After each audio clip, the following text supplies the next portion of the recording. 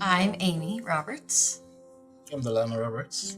and we've been married 7.5 years. We both work for the school district here in Stevens Point.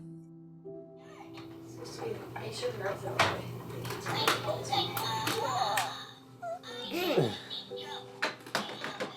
was a Saturday night. We had 13 weeks to go, and I woke up and was just really uncomfortable and couldn't quite get settled and was having a lot of discomfort. And so we went in to the ER, and I had extremely high blood pressure. And they said they were going to transfer us to Marshfield because we had gone in here in Stevens Point. And I thought, okay, here we go, bed rest. And then some lab results came back, and things got a little hectic in the room. And they were rushing around, and EMTs were getting me ready to get transported. And poor Delano had gone home thinking I was just going in the hospital for the night. And then he got the call that as soon as you get to the hospital, we are likely having a baby. And we were completely unprepared for that. They'd indicated she may not survive. And if she did, we would anticipate kind of a long journey of different disabilities and hearing impairments and visual impairments and developmental delays. And the next morning they came in and said, we need to take her, and we need to take her now. And then she was born at 1 pound, 14 ounces and 14 inches long. First time he saw her. Yeah, touching her. See, does he get so small she is compared to my hand? So initially she was due March 5th, and we had her December 3rd. She was in the isolette, the giraffe bed for about 7 weeks. Yeah. And then just in the crib. We were in the NICU for 83 days total. Yep. The giraffe bed was provided by the Children's Medical Network. That bed was, I think, really essential at that point because it did everything the nurse for them. It did a lot of the things for the nurses.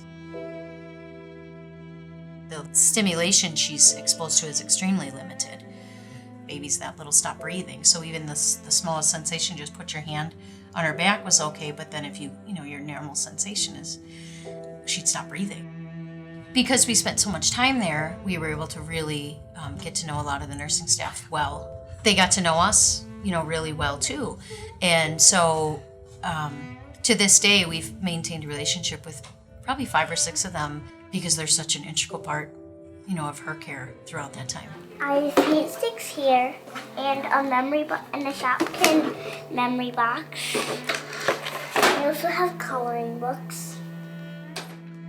She's amazing. She just has this huge heart, and she's very insightful. She doesn't let anything get in her way.